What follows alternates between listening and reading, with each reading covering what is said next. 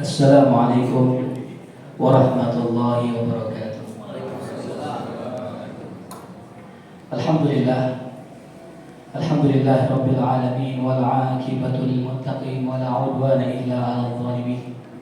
Asyhadu an la ilaha illallah al-malikul haqqul mubin wa asyhadu anna sayyidana Muhammadan 'abduhu wa rasuluhu shadiqul wa'dil amin. Allahumma fassalli wa sallim wa karrim wa atim wa barik ala sayyidina Muhammadin wa ala alihi wa sahbihi ajma'in, amma ba'du. Para hadirin, para jamaah rahimakumullah, sama-sama saya hormati, saya muliakan segenap para jamaah Masjid Bukit Indah, terkhusus orang tua kita bersama tokoh masyarakat kita, Bapak Alimin, Bapak Erwin, dan juga segenap para jamaah Ustaz Muhammad Abdul, tentunya yang Masya Allah kita doakan panjang umur, sehat afiat. Para hadirin, para jamaah, kita diciptakan oleh Allah di dunia banyak mengemban satu amanah.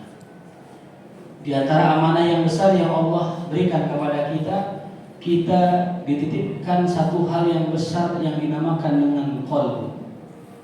Dan ketika kita pulang nanti menghadap Allah, maka Allah ingin qalbu yang dititipkan olehnya itu kembali dalam keadaan qalbun salim, menjadi hati yang lurus, hati yang sehat. Namun ada satu lagi yang orang sering lupakan, yaitu titipan Allah yang kedua selain qalbun, yaitu nafsun, yang disebut oleh para alim ulama itu dengan sebutan jiwa. Nah, itu hadirin juga sama, titipan Allah Subhanahu wa ta'ala. Allah ingin ketika nanti seseorang itu dipanggil oleh Allah, nafsunya bukan lagi nafsul ammarah bisu, bukan lagi nafsul lawamah, tapi nafsunya adalah nafsul mutmainnah. Dipanggillah dia oleh Allah, ya ayyatuhan nafsul mutmainnah, irji'i ila rabbiki radiyatan mardiyah, fadkhuli fi ibadi wadkhuli jannati. Nah, jadi hadirin, kata ulama itu nafsu ada 7. Yang pertama adalah nafsul ammarah bisu, yang kedua nafsul lawamah, yang ketiga nafsul mutmainnah. Nah, ini pada tahap ketiga ini hadirin, minimal banget kita setelah dipanggil Allah sudah sampai nafsul mutmainnah. Adapun nafsul mulhamah, nafsul radiyah, nafsul mardiyah, bahkan kamilah, itu nafsunya para aulia, para nabi dan siddiqin dan syuhada wassalihin. Nah, jadi kita nih hadirin paling banter sampai apa tadi? Nafsul mutmainnah. Nah, sekarang bagaimana Ustaz cara kita agar kita bisa naik derajat nafsu kita menjadi nafsul mutmainnah? Dari namanya saja, namanya nafsul mutmainnah. Apa artinya hadirin? Jiwa-jiwa yang tenang. Maka dicirikan orang yang sudah punya nafsul mutmainnah, cirinya apa? Hatinya tenang. Banyak gak sekarang yang orang hatinya gelisah? Banyak. Ada yang gelisah dengan dosa, ada yang gelisah belum turun THR, ada yang gelisah mungkin lebaran sendiri belum punya bini lagi, ada yang begitu. Nah, yang mana? Ada juga yang gelisah mungkin belum gajian dan sebagainya. Itu tanda berarti nafsu kita belum mutmainnah. Masih bergejolak nafsu kita. Mungkin masih masuk nafsu ammarah bisu, atau mungkin masih masuk nafsu lawamah. Dan dicirikan orang yang nafsunya belum mutmainnah adalah orang tersebut musara'ah ilan nawafil wa takasul fil faraid. Ciri orang yang masih nafsunya nafsu ammarah bisu, belum dibersihkan, belum disucikan oleh Allah, adalah ciri orang tersebut semangat ngerjain yang sunnah, malas ngerjain yang wajib. Ini ciri hadirin. Mari sama-sama kita refleksi, apakah kita sudah naik nafsu kita atau kita masih nafsunya nafsu ammarah bisu. Coba kita lihat, orang kalau sholat Jumat, berangkat sholat Jumat itu jam berapa? Umumnya orang kita jam 11 ya. Ada gak yang berangkat sebelum azan? Ada. Ada gak yang berangkat pas azan? Ada gak yang baru masuk masjid pas Barakallahu li wa lakum fil Qur'anil azim. Ada kesempatan dulu samsul dia. Berarti apa? Berarti dia apa? Dia tidak bersegera untuk melaksanakan sholat Jumat. Padahal idza nudiya lis-sholati bi yaumil Jum'ah fas'au ila dzikrillah.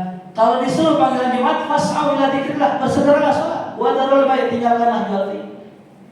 Berarti banyak orang Islam saat ini. Saya yakin kalau jamaah MBI, masya Allah ya, belum azan dari masjid, insya Allah. Tapi yang di luar Pak, orang Islam yang lain. Banyak saya ngisi di masjid-masjid di daerah-daerah, itu hampir rata, itu orang masuk pas barakallahu li wa lakum itu. Sebelum qomat sih. Tapi kalau giliran sholat Idul Adha, sholat Idul Fitri, saya mau tanya, mandi gimana mandi? Jam 5 udah mandi. Ke masjid jam berapa ke masjid? Sejam sebelum sholat Id sudah di masjid. Padahal saya mau tanya, sholat wajib, sholat sunnah itu sholat Jumat, giliran Jumat mandi jam berapa? Kadang-kadang lagi azan mandi. Sholat Jumat sholat apa itu? Sholat wajib, sholat sunnah. Nah ini pertanda apa? Kalau kita lebih mendahulukan yang sunnah daripada yang wajib, berarti kita mengerjakannya dengan hawa nafsu. Contoh, bayar utang. Bayar utang sunnah wajib? Wajib. Sedekah sunnah wajib. Tapi ada nggak orang yang sedekah posting di media sosial, di WhatsApp, padahal utang sama kita belum dibayar? Ada nggak? Ada yang mana Pak ini? Kadang-kadang saya heran, ada orang gitu ngutang sama kita. Ini apalagi bulan puasa, bulan Ramadan, dia masih punya utang sama kita. Nggak banyak, nggak. Cuma dia posting dia lagi buka puasa, lagi makan enak, di sabu haji lagi bakar daging tuh. Kita kan lihat, ya Allah, ini orang belum bayar utang. Tapi makanya betul, enak-enak. Harusnya yang dikejar apa dulu? Yang wajib bayar utang. Ya. Baru dia setelah bayar utang, baru dia ngutang lagi kan? Kan biasa gitu ya.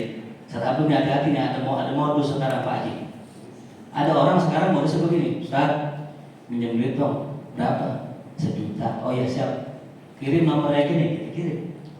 Bulan depan modusnya begini, Ustaz, insya Allah bulan depan saya bayar utang antum, tapi kirim lagi 1 juta ya. Ada gak yang begitu?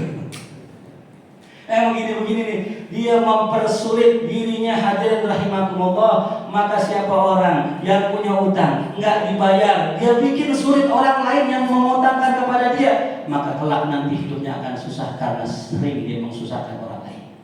Maka jangan heran lihat orang yang hidupnya banyak utang tapi nggak niat mau bayar, hidupnya bukan makin kaya malah makin susah. Apalagi ya, sedekah sama bayar zakat. Saya yakin di sini semua para jamaah hampir mungkin 50% ke atas sudah mampu untuk membayar zakat mal. Karena syarat membayar zakat mal kurang lebih orang yang tabungannya di rekeningnya ada kurang lebih 90 juta kurang lebih. Ya, insya Allah ada semua di sini ya. Amin. Ya. Sekarang saya mau tanya, banyakkah orang yang abai dengan zakat mal? Kadang-kadang mohon maaf ya, dia lebih senang sedekah. Kenapa sedekah? Karena Ustaz, kalau sedekah ganjarannya berlipat-lipat. Bahkan bisa 700 kali lipat kata Pak Lim itu. Tapi kalau seandainya orang zakat, kesan yang ditimbulkan zakat itu tidak berlipat-lipat ganjarannya. Kesannya hanya sekedar menggugurkan kewajiban. Padahal nggak begitu hadirin. Nabi bersabda dalam hadis yang sahih, "Mana qasamalun min shadaqah." Harta tidak berkurang lantaran orang sedekah. Sedekah dalam konteks hadis ini adalah zakat. Jadi kalau kita membaca teks ayat Al-Quran, nas hadis, coba kita baca tafsirnya. Sebagaimana dalam surat At-Taubah, innamas shadaqatu lil fuqara wal. Saya mau tanya, di situ lafaznya shadaqah apa zakat? Shadaqah. Padahal kata ulama dalam kitab Al-Itqan fi Ulumil Quran, tiap kali disebutkan dalam Al-Quran kata shadaqah, fa ma'nahu zakat. Maka maknanya adalah zakat. Berarti orang yang bayar zakat, maka tadi dikatakan sama Nabi Muhammad, mana qasamalun min shadaqah, harta enggak berkurang dengan kita zakatkan. Justru bal yazdad, bahkan harta zakat itu akan bertambah dan bertambah. Ini kembali lagi tadi, ciri orang mengikuti hawa nafsu lebih senang mengerjakan yang tidak wajib, meninggalkan yang wajib. Banyak orang bukber, saya mau tanya buka bersama hukumnya apa sih? Sunnah kan ya, berjumpa bersilaturahim. Tapi sholat maghrib hukumnya apa Pak? Banyak orang gara-gara bukber nggak sholat maghrib. Itu, sorry. Menafkahi istri hukumnya apa Pak? Menafkahi janda? Lagi janda muda. Wajib apa sunnah? Oh sunnah.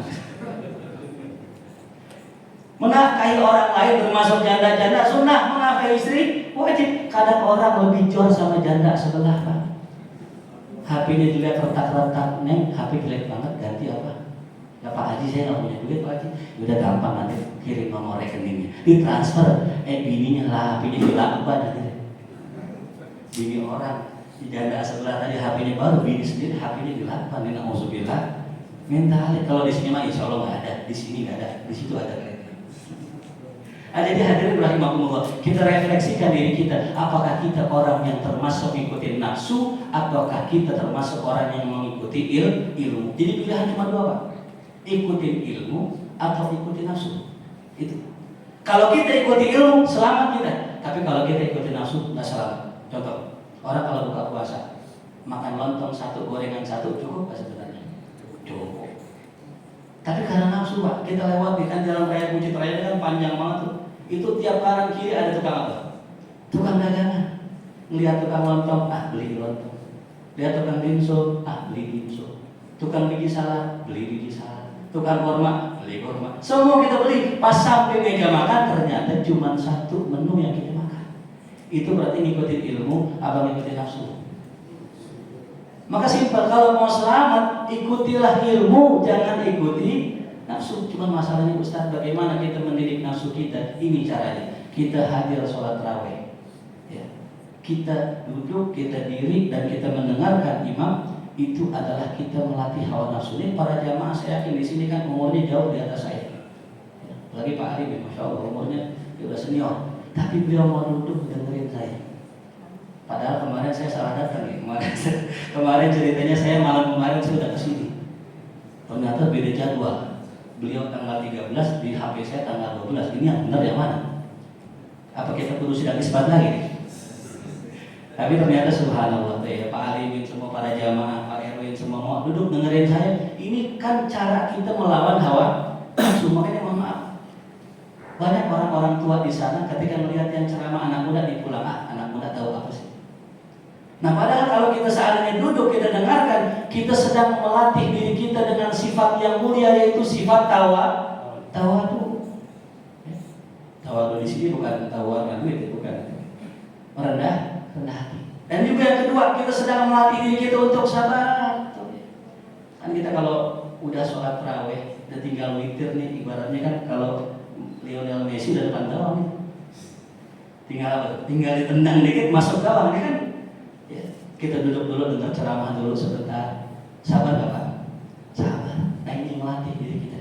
Makanya ulama-ulama dulu ketika melihat para murid-murid mereka datang ke mereka, pengen satu ilmu. Ini ada satu ilmu Bang. Kalau kita pengen hati kita, jiwa kita itu bersih, ada ilmu. Catat kalau bisa, namanya tazkiyatun nafs. Ilmu apa Pak? Tazkiyatun nafs. Ya, kitab yang terkenal untuk pembahasan masalah ini namanya kitab Ihya Ulumuddin yang dikarang oleh Hujjatul Islam Imam Al-Ghazali. Di situ dibahas tuh.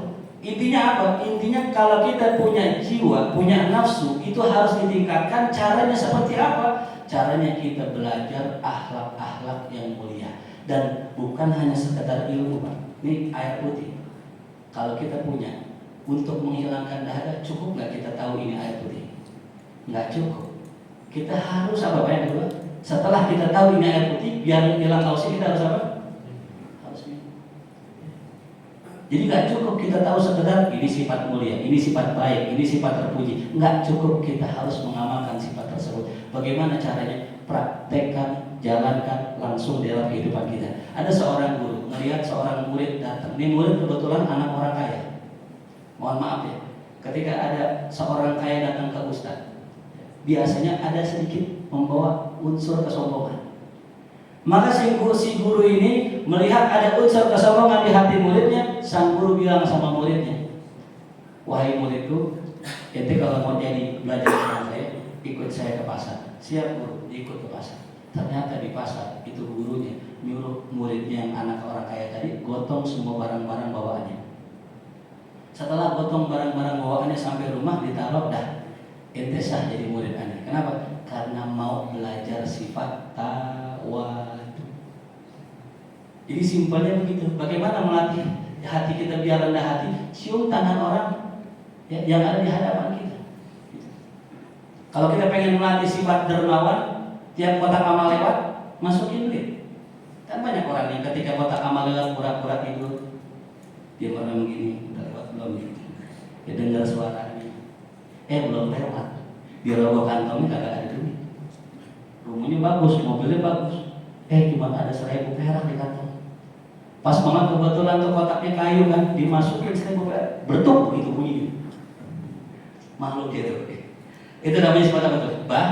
Bakhil. Ya. Makanya kembali lagi, Ramadan adalah sekolah buat nafsu kita, buat jiwa kita. Maka kalau kita pengen menjadi orang-orang yang terlatih jiwanya, maka kita harus ikuti saja apa yang dimau Allah Subhanahu wa taala. Di tempat saya, Pak, orang kalau mau sholat tarawih melihat list imam. Ya. Kalau di sini mah insya Allah ya, imam kita masya Allah dari mana, dari PTIQ?